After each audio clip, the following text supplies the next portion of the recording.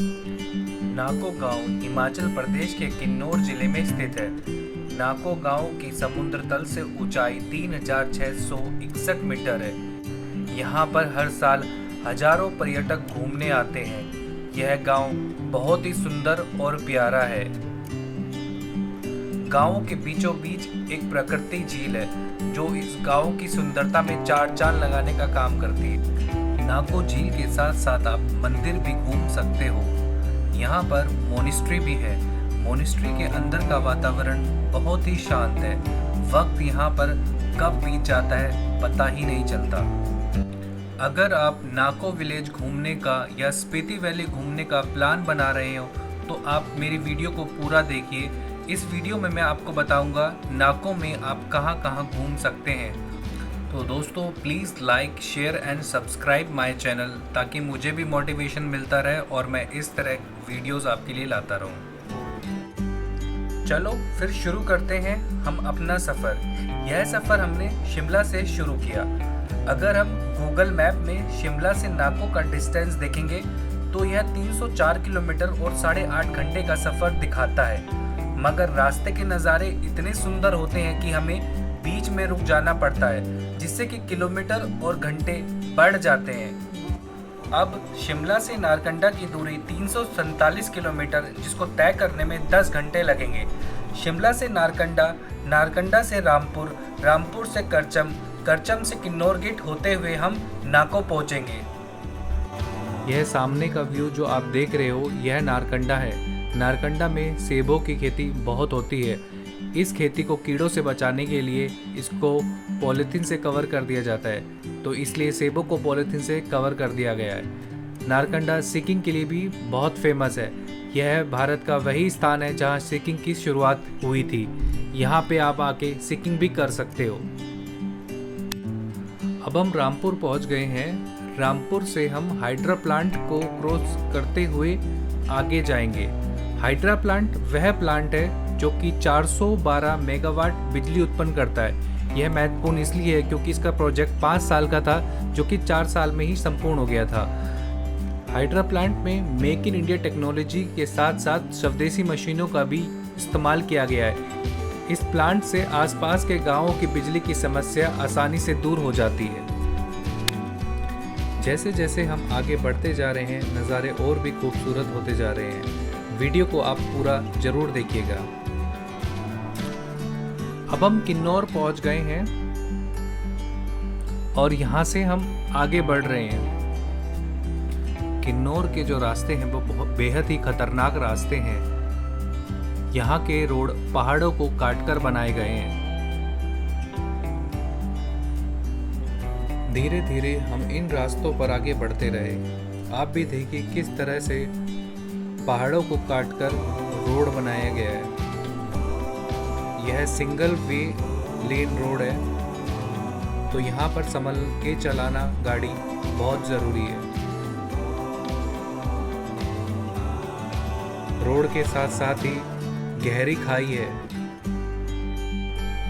ऐसे रास्तों पर ड्राइविंग करना और ऐसे रास्तों पर आना, इसका एक अलग ही एडवेंचर होता है जिसको हम शब्दों में बयान नहीं कर सकते।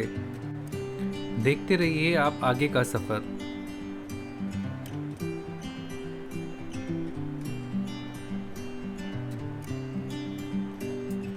ये देखिए कितना प्यारा व्यू था। हम एक पॉइंट पे रुके और यहाँ पे क्लिक किया।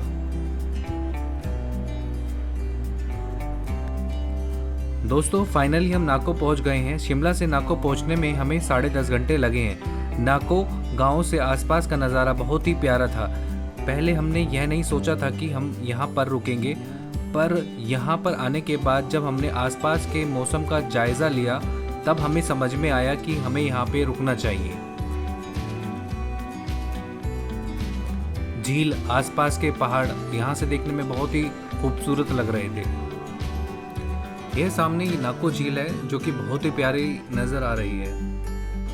नाको झील चारों तरफ से पहाड़ों से घिरी हुई है, इसीलिए यह बेहद खूबसूरत नज़र आती है। अगर हम यहाँ स्टे की बात करें तो यहाँ पे हम लेक व्यू होटल में रुके थे, जहाँ पे नॉर्मली 1800 से 2000 के बीच में रेंट होता है। यहाँ पर आपको और भी होटल्स मिल जाएंगे। यहाँ पे होटलों की कोई कमी नहीं है। होटल्स का रेंट यहाँ पे 500 रुपीज़ से स्टार्ट हो जाता है, तो आप अपने अकॉर्डिंग यहाँ पे होटल्स बाय कर सकते हो। आसपास की मार्केट भी यहाँ पे काफ़ी अच्छी है। यहाँ पे आप कोई भी सामान ईज़िली आप बाय कर सकते हो। यहाँ पे किसी तरह की आपको कोई भी प्रॉब्लम नहीं आने वाली स्टे के रिगार्डिंग। यहाँ पत्थरों पर आपको मंत्र लिखे हुए दिखाई देंगे। यह मंत्र वातावरण में पॉजिटिव एनर्जी को पैदा करता है। फिर हम आगे बढ़े और हमने गुरु पद्म संभावना के चरण पादुका के दर्शन करने का निश्चय किया और हम फिर आगे बढ़े।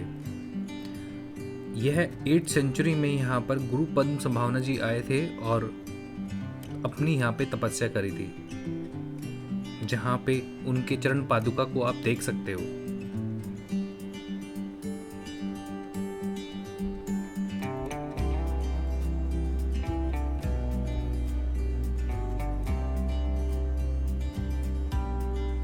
यहाँ से फिर हम बाहर आए और हमने बाहर का व्यू देखा। काफ़ी सारे जो घर यहाँ पे पत्थरों के बने हुए हैं। देखिए किस तरह से पत्थरों से यहाँ पे घरों को बनाया गया है। यह सारे पहाड़ के पत्थर होते हैं जिनसे घरों को तैयार किया जाता है।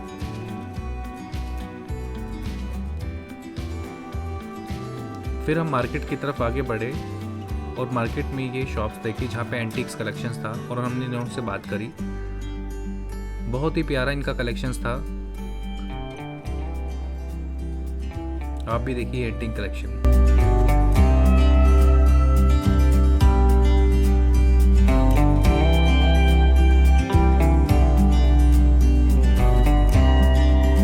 फिर हम होटल की तरफ वापस बाहर की तरफ आए।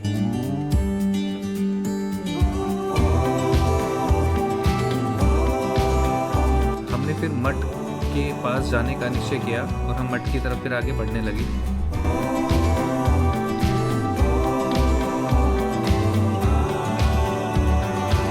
गांव और गांव के बीचों के रास्ते आप देख सकते हो, चारों तरफ पहाड़,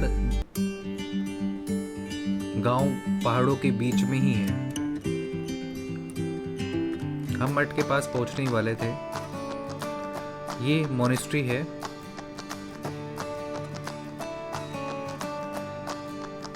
बहुत ही प्यारी मोनेस्ट्री है यहाँ की, जहाँ का वातावरण बहुत ही शांत है।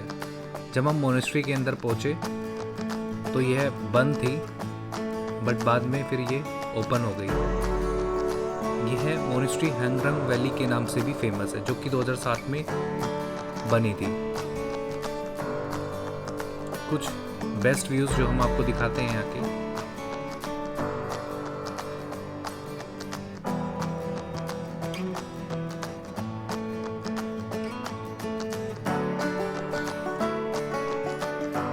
नाको का सफ़र बहुत ही अच्छा है। अगर आप स्पीति वैली का टूर प्लान कर रहे हैं तो नाको में आप ज़रूर स्टे करिए। यहाँ भी बहुत कुछ है जो कि आप चेकआउट कर सकते हैं। नाको में आप ट्रैकिंग भी कर सकते हो।